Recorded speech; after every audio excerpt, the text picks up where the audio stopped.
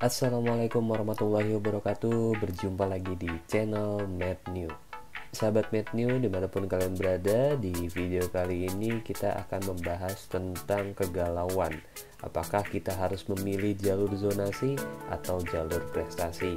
Tidak hanya itu, di video ini juga saya akan mengutip lagi atau menjelaskan kembali tentang jalur perpindahan orang tua dan akan menghitung bersama-sama dengan kalian tentunya tentang nilai kalibrasi rapot.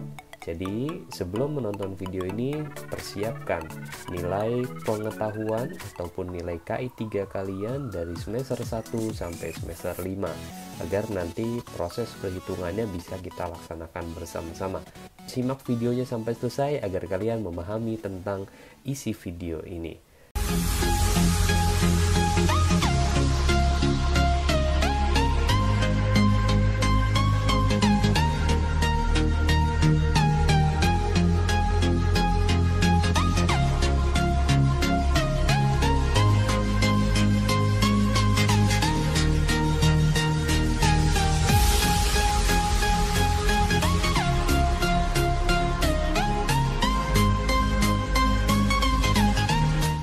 Oke, kita lanjut ya. Jadi di video ini kalian akan memilih jalur yang mana? Apakah jalur zonasi atau jalur prestasi? Apakah memang jarak rumah kita ini dengan sekolah yang akan kita tuju ini dekat? Atau dengan prestasi peluangnya lebih besar? Dan pilih yang mana? SMA atau SMK? Dua-duanya punya kelebihan dan punya kekurangan, itu menurut saya. Baik zonasi, baik prestasi, baik SMA maupun SMK. Nah, yang pertama adalah tentang pendaftaran PPDB. PPDB ini kan dibagi jadi dua tahap. Ada tahap pertama dan ada tahap kedua. Yang perlu kalian ingat adalah di tahap pertama kalian itu bisa mendaftar untuk ikut jalur prestasi maupun jalur perpindahan ya. Nah, di sini saya akan menjelaskan dulu tentang jalur perpindahan.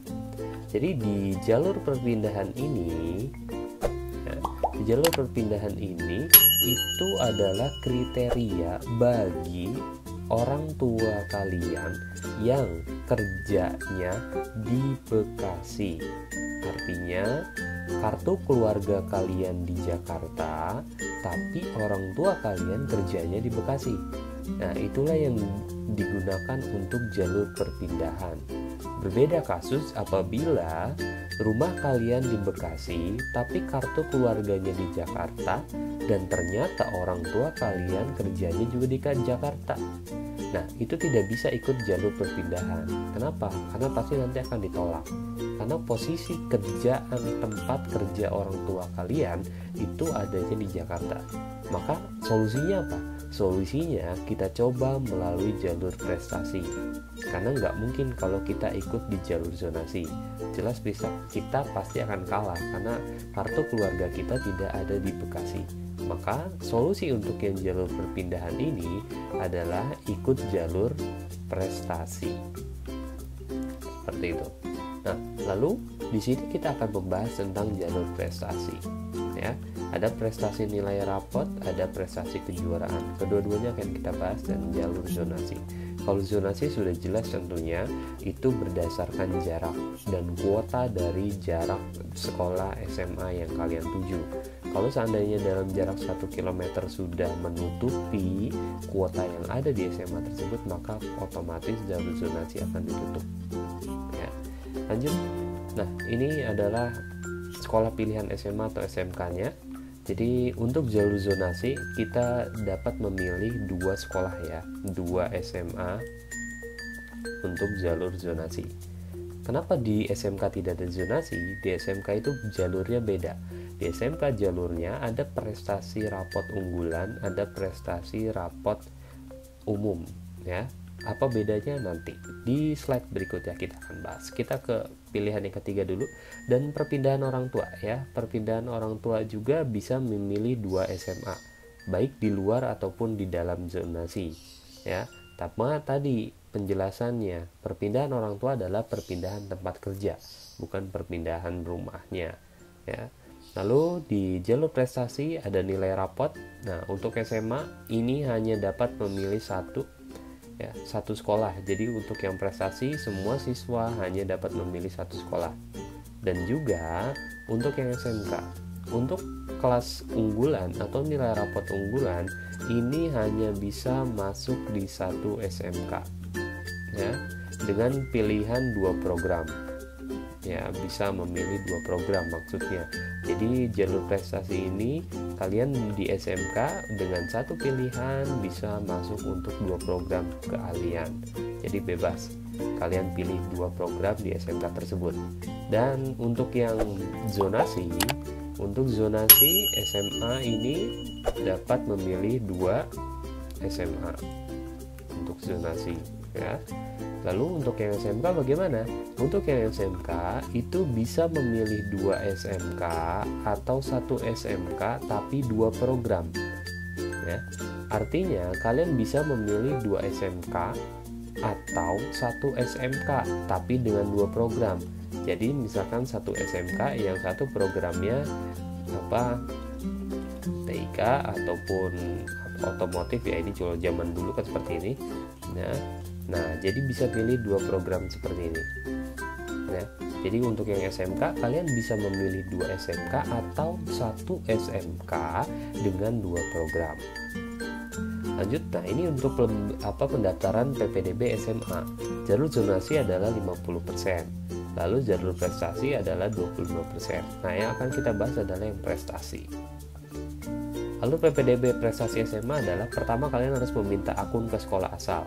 Kemarin ada pertanyaan-pertanyaan, ya, bagaimana cara mendapatkan akunnya. Nah, untuk mendapatkan akun kalian bisa meminta ke sekolah asal, baik ke wali kelas ataupun ke tata usaha atau juga ke operator sekolahnya. Lalu setelah kalian berhasil mendapat akun, kalian masuk ke websitenya. Websitenya adalah ppdb.distik.jabarprov.go.id, ya, pendaftar. Nah, nanti di akhir kita akan tampilkan.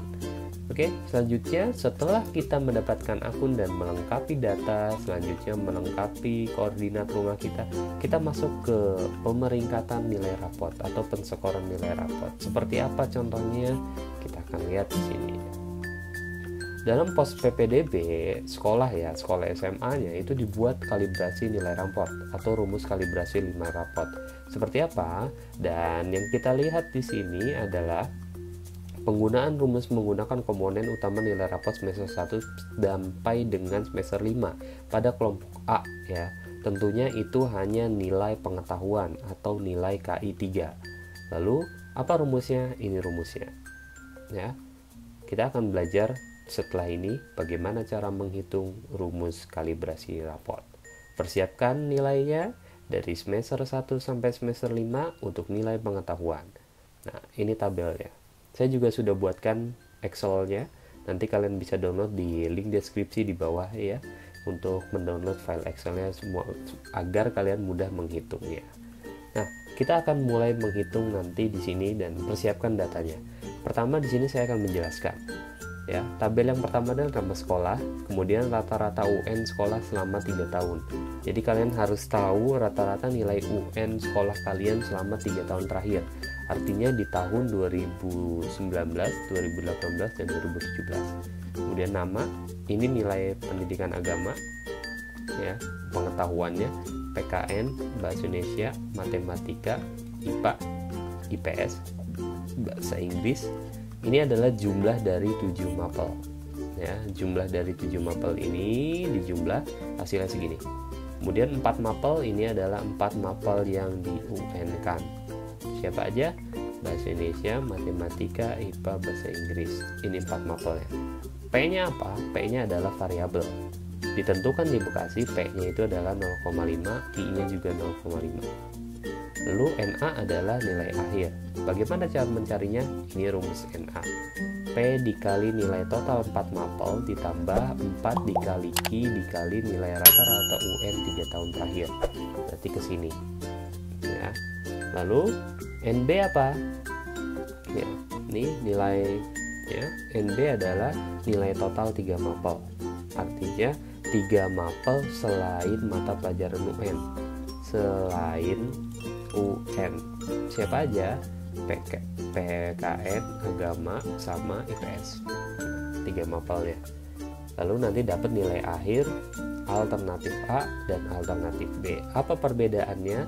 Ada di rumusnya. Kalau nilai akhir alternatif A itu nilai akhir ditambah nilai NB ya, NB atau nilai selain UN. Kalau alternatif B, nilai 7 mapel ditambah rata-rata UN. Seperti itu. Oke, kita akan mulai menghitung. Di sini saya sudah siapkan nilai. Oke. Kita punya nilai, misalkan di sini PAI-nya adalah, ingat ya, 5 semester. Kalian harus siapkan 5 semester.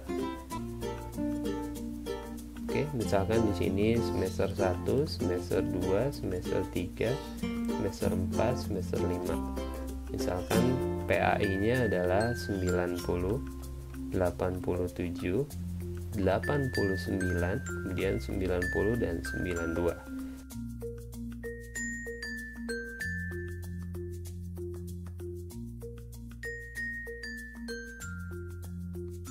Nah, yang pertama adalah kita cari untuk rata-ratanya ya. Jadi ini kita rata-ratakan dulu ya. Masih ingat tentunya kalian di pelajaran kelas 7 dan kelas 8 ada mencari nilai rata-rata. Dan untuk menghitungnya kita jumlahkan nilai ini 90 ditambah 87, oke, ditambah 89 ditambah 90 ditambah 92. Lalu hasilnya 448.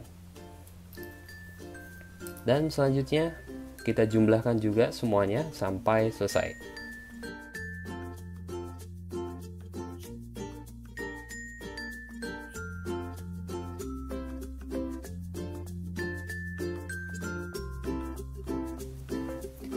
Oke, setelah kita menjumlahkan, sekarang kita mencari rata-ratanya. Ini berarti dibagi 5, 448 dibagi 5, hasilnya adalah 89,6 ataupun 90. Dan 464 dibagi 5, hasilnya adalah 92,8 atau 93. Lalu setelah itu kita jumlahkan. Dijumlahkan di sini berarti hasilnya 90 ditambah 95 ditambah 87 ditambah 93 ditambah 91 ditambah 90 ditambah 93, hasilnya adalah 639. Oke. Nah, kita dapat nilai totalnya.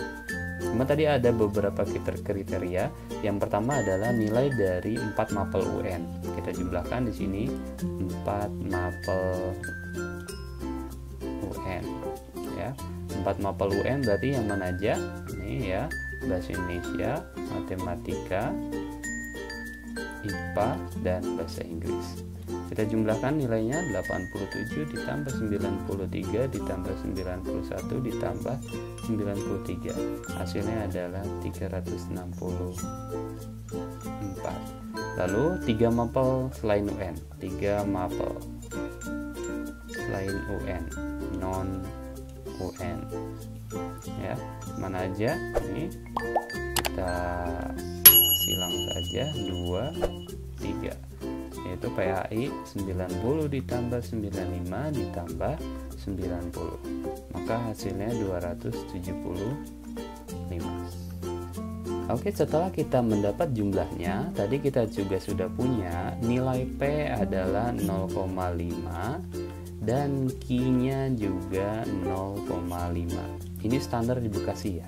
Untuk wilayah yang lain saya kurang paham, jadi sekalian silakan langsung tanyakan kepada SMA atau SMK yang dituju ya. Oh, SMK tidak pakai kalibrasi rapot ya, jadi SMA yang kalian tuju. Selanjutnya kita akan menghitung untuk mencari nilai NA. Nah, di sini kita sudah punya rumusnya. NA adalah P dikali nilai 4 mapel ditambah 4 dikali Q dikali nilai rata-rata UN 3 tahun terakhir. Oh, berarti di sini kita harus punya satu nilai lagi, yaitu rata-rata UN.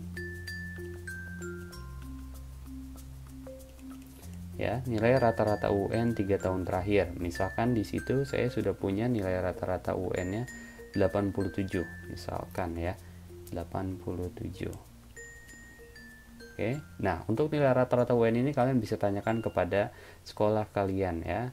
Jadi kalian langsung tanyakan dengan sekolah kalian untuk mendapatkan nilai rata-rata UN-nya.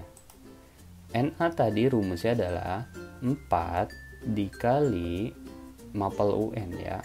Mapel UN ditambah 4 dikali dikali ya rata-rata UN RUN. Seperti itu aja, rata-rata UN. Kemudian kita masukkan nilainya. P-nya di sini adalah 0,5. 0,5 dikali nilai UN-nya ya. Nilai jumlah nilai UN ya, nilai total 4 mapel. Nilai total 4 mapelnya yang UN adalah 364. Berarti di sini 364. Lalu ditambah 4 dikali Q-nya adalah 0,5. Kemudian rata-rata UN 37 adalah rata-rata UN 3 tahun adalah 87. Nah, sekarang kita hitung ya. Hitung menggunakan kalkulator saja jika kalian kesulitan untuk hitung manual. Nah, di sini kita hitung 0,5 dikali 364, hasilnya adalah 182. Lalu ditambah 4 dikali 0,5 dikali 87, maka hasilnya adalah 174.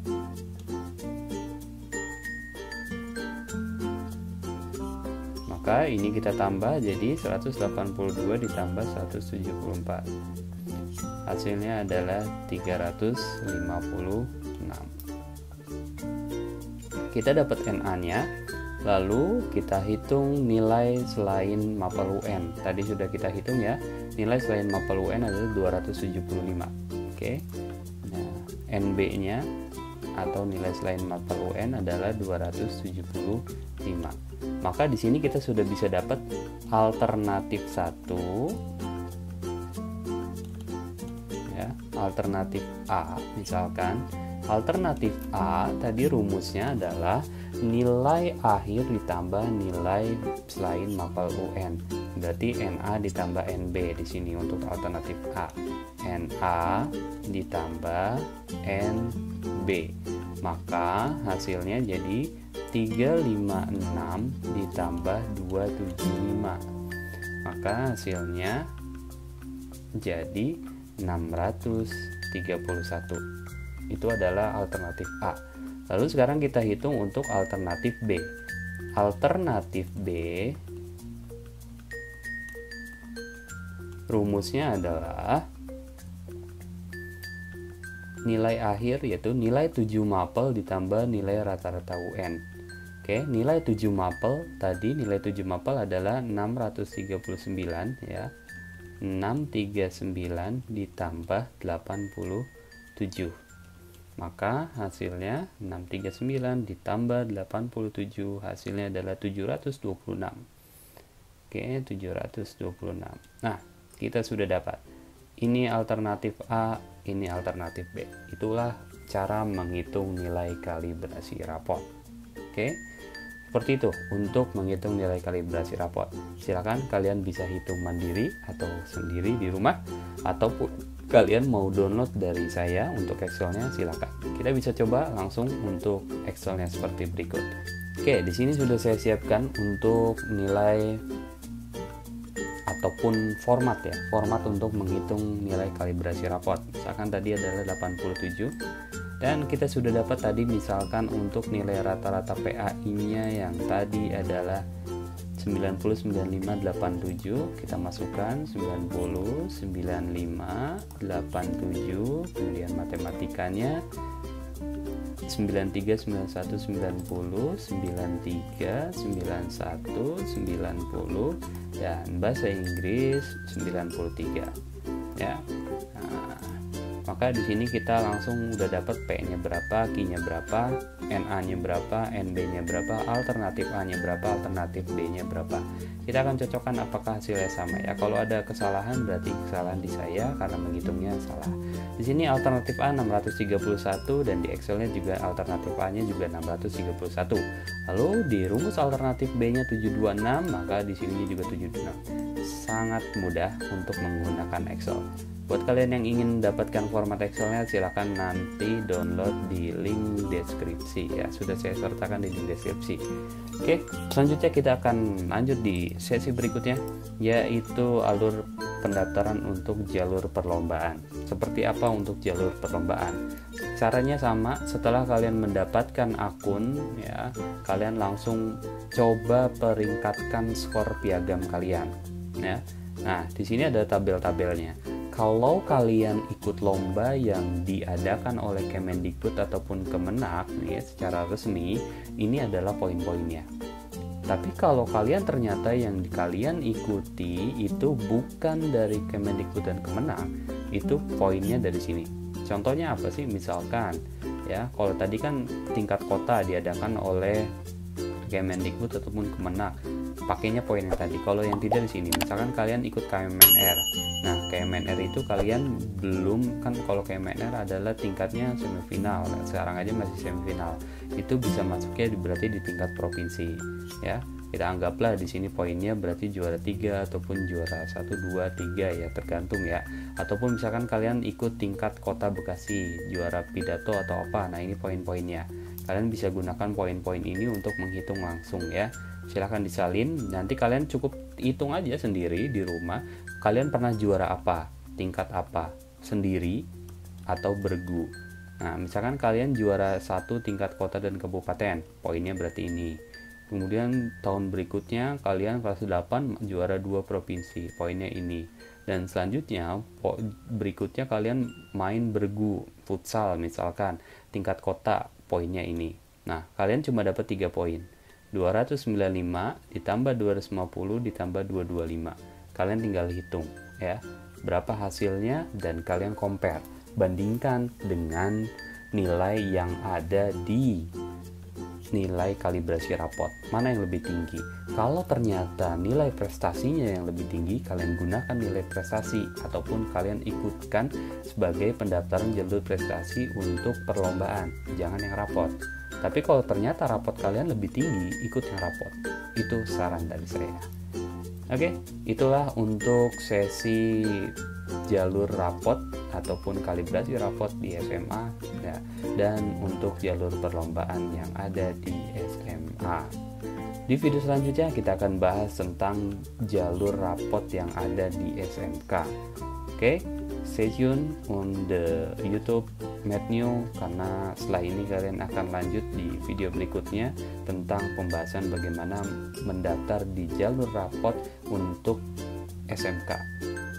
Terima kasih sudah menonton. Jangan lupa dukung terus channel ini dengan cara mengklik tombol like dan share video ini jika bermanfaat ke rekan-rekan kalian, ke teman-teman kalian, ke ayah bunda yang lain, agar mereka lebih paham dan lebih mengerti dan tahu ilmunya bagaimana cara mendaftarnya. Terima kasih. Assalamualaikum warahmatullahi wabarakatuh.